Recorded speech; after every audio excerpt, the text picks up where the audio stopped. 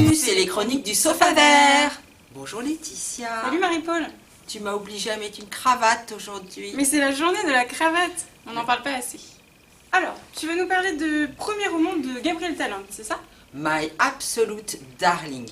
Alors, c'est le premier roman de Gabriel Talente, mais il faut savoir que Gabriel Talente a mis 8 ans à écrire ce livre. Est-ce que ça vaut le coup du coup? Ah, bah, il s'est appliqué, hein. Je vais te dire, ça c'est un super cru. J'ai jamais, depuis qu'on fait les chroniques du sofa vert, je n'ai jamais été aussi enthousiaste. Ah, oh là là. Ouais, comme tu dis. Mais là, c'est 12 sur 10. Ah oui. Tu vois, tellement j'ai adoré ce livre. J'en ai parlé à tout le monde. Toi, je te fatigue un petit peu avec ce livre. Donc ça parle de quoi? Alors, À part, donc Turtle a 14 ans, elle a des difficultés à l'école. Mais vraiment de grosses difficultés. En gros, elle est nulle à l'école, quoi. Mais elle a une prof qui se rend compte que quand même, il y a un truc qui cloche. Turtle, elle a un père qui l'adore, pour qui elle est l'absolute darling, tu vois. Sauf que ce père, on l'apprend très vite, est un père maltraitant. Bon, je vous laisse deviner le truc, etc. Ne commencez pas à imaginer de quelle maltraitance, etc. En fait, ce livre, ça va être l'histoire de cette jeune fille de 14 ans. Comment elle va s'en sortir. Elle qui est une force de la nature, mais qui a des traumatismes phénoménaux, qui est sous l'emprise d'un père charismatique, qui l'écrase de tout son poids, de toute sa force, de toute son intelligence. Et c'est un livre très actuel parce que figure-toi qu'il y a beaucoup d'armes à feu dans ce livre. Beaucoup d'armes à feu. Et que Turtle, elle tire, mais comme un vrai shérif, tu vois. C'est une super tireuse. Faut pas que j'ai qu'une envie, c'est de t'en dire plein de choses, c'est de te raconter, mais il faut que tu m'arrêtes. Arrête-moi. Je t'arrête. Mais du coup, est-ce que c'est écrit à la première personne? Non. C'est raconté par qui? Par Un narrateur. Ok. C'est pas raconté par... Okay. Mais je te dis des bêtises, il me semble quand même que parfois c'est en ce qui concerne Turtle. D'accord. Ah, tu vois, là j'ai un doute. Bon, enfin, de toute façon, on s'en fiche de mes doutes. Tout le monde doit lire ce livre, c'est tout. Il y avait à Est-ce que discuter. c'est pas dérangeant? Bien sûr que c'est dérangeant, une jeune fille de 14 ans qui vit ce qu'elle vit, c'est abominable, mais c'est pas ce qui fait tout le livre. Ce qui fait tout le livre, c'est la résilience de cette jeune fille, les rencontres qu'elle va faire, comme les rencontres qu'on peut faire lors d'un été quand on a 14 ans, elles sont déterminantes, elles sont essentielles. Moi, je l'ai pris comme quelque chose de très positif. Très positif. Et j'adore ce personnage de Turtle. C'est une super nana, c'est une super fille. Voilà. Okay. Et alors c'est pour les filles et les garçons, hein. Tout le monde doit lire ce livre. Il est magnifique. D'accord. Ça m'a ramené à mes premiers amours d'auteurs américains, des grands auteurs américains que j'ai adorés. Et là, c'est du lourd. Faut y aller là. Ça marche. Voilà Laetitia. Merci. Bon, ça va être un petit peu plus calme. Pour moi? Du côté du célèbre catalogue. Ouais, mais alors ça se passe aussi aux États-Unis, sur les rives du Mississippi. Wow. Et c'est vraiment un gros coup de cœur pour moi. Le célèbre catalogue Walker and Down de Davide Morosinoto. C'est en italien. Ah, ça a été écrit en italien. Oui. Ah, super. Alors moi, ce que j'aime beaucoup dans ton livre, c'est qu'il y a beaucoup d'illustrations. Oui, alors en fait, à chaque début de chapitre, on a une illustration très réaliste, à chaque fois. Des articles de journaux, notamment. Des articles de journaux et des articles du célèbre catalogue. Le fameux catalogue.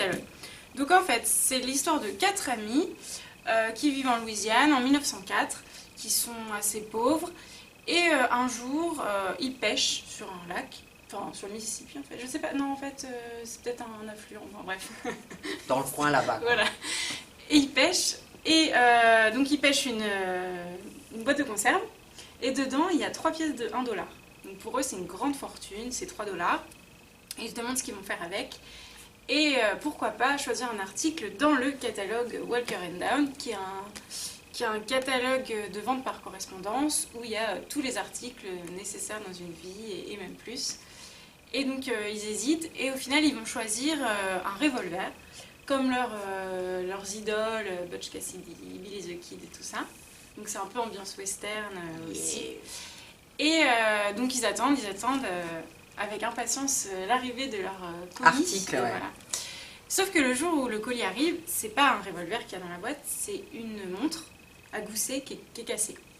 Donc ils sont hyper déçus et ce qu'ils veulent, c'est l'échanger contre le revolver. Donc ils se demandent comment ils vont faire ou s'ils vont la vendre pour avoir de l'argent et tout ça.